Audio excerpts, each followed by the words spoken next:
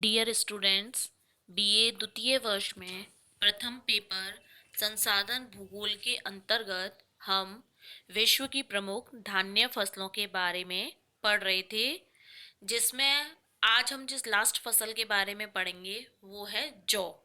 जौ की फसल, जैसा कि आप जानते हैं, जौ के बारे में हमारे हिंदू धर्म में जो जौ की फसल है उसका यूज धार्मिक कार्यों के अंतर्गत किया जाता है। जैसे आप देखेंगे कि नवरात्रों में भी जौ बोई जाती है। तो ज़्यादातर हमारे हिंदू धर्म में या हमारे भारत में इसको धार्मिक कार्यों से अधिक रिलेटेड माना जाता है। इसके अलावा जो जौ है इसका प्रयोग खाद्यान्न के रूप में भी होता है। ये एक सहनशील अनाज है, यानी ये बहुत कम वर्षा और बहुत कम टेम्परेचर में ही उत्पादित हो जाती है। तो इसीलिए इसको सहनशील अनाज की श्रेणी में रखा गया है, क्योंकि इसके लिए जिन भी भौगोलिक दशाओं की रिक्वायरमेंट होती है वो ऐसी है कि नॉर्मल भौगोलिक दशा यानी बहुत ज़्यादा कठोर परिस्थितियों में भी हम इनको उगा सकते हैं। ऐसा नहीं है कि बहुत ज़्यादा अच्छी वर्षा ही चाहिए कि बहुत अच्छा टेम्परेचर ही चाहिए इसके लिए।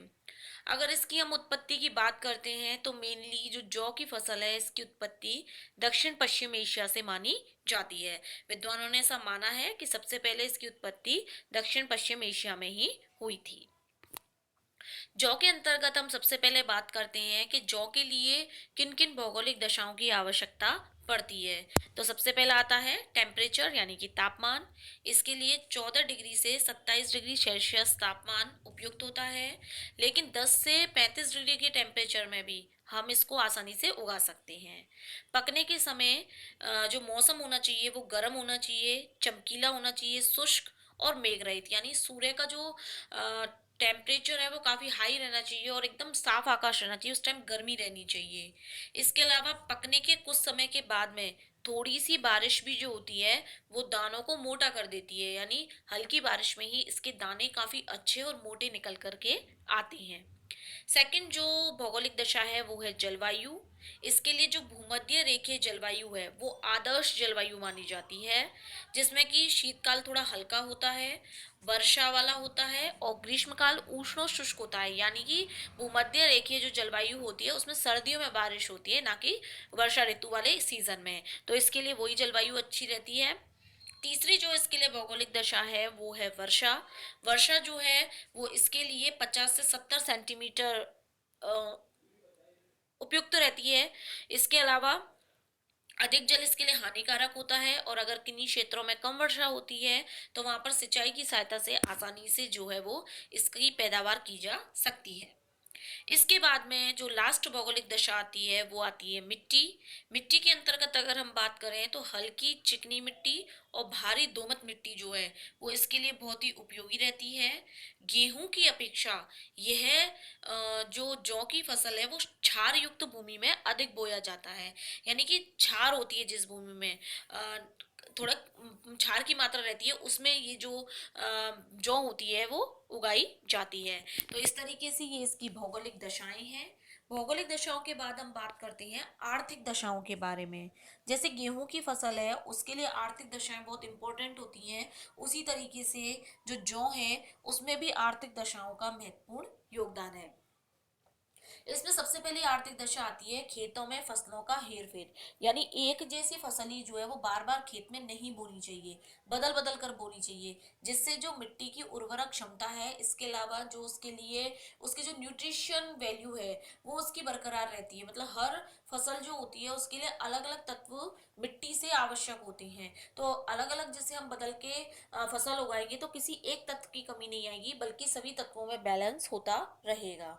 सेकंड आते हैं कृषि के वैज्ञानिक ढंगों का उपयोग, यानी साइंटिफिक तरीके से कृषि कार्य करनी चाहिए। जैसे गेहूं में भी हम वैज्ञानिक पद्धति यूज में लेते हैं तो कृषि कार्य डेवलप होता है, उसी तरीके से जौ में भी जो वैज्ञानिक पद्धति है वो अपनानी चाहिए। मशीनें और उत्तम प्रकार के जो बीज होते हैं उनका यूज करना चाहिए। आधुनिक प्रकार के जो रासायनिक खाद वगैरह है उनका यूज करना चाहिए। और परिवहन के साधनों की सुविधा, अगर ये सभी जो आर्थिक दशाएं हैं वो वर्तमान में इतनी ज़्यादा डेवलप हो रही हैं जिसके कारण जो जौ की कृषि है उसमें भी दिन प्रतिदिन वृद्धि हो रही है। तो जिन भी क्षेत्रों में अगर थोड़ी बहुत भी बैलेंसिंग जलवायु दशाएं हैं और अगर इन सभी आर्थिक दशाओं की उपस्थिति है तो वहाँ आसानी से जौ की कृषि की जा सकती है।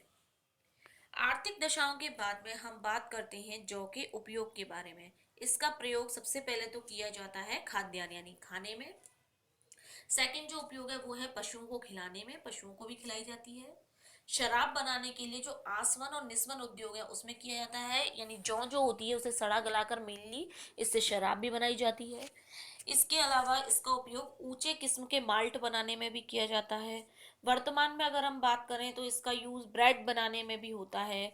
और हमारे हिंदू धर्म में, जैसे कि मैंने पहले भी बताया, धार्मिक रूप से इसका प्रयोग किया जाता है। तो धीरे धीरे वर्तमान में जब इसकी उपज अच्छी होने लगी है तो इसका उपयोग खाने में काफ़ी हद तक किया जाने लगा है।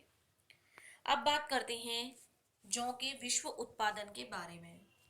98% जो है वो उत्तरी गोलार्ध में, यानी 0 डिग्री से 90 डिग्री उत्तरी अक्षांशों के मध्य में उत्पादित होता है। 2% दक्षिणी गोलार्ध में होता है। उत्तरी गोलार्ध में अधिक इसलिए होता है क्योंकि टेम्परेचर वैल्यू, वर्षा की वैल्यू उत्तरी गोलार्ध में अधिक है।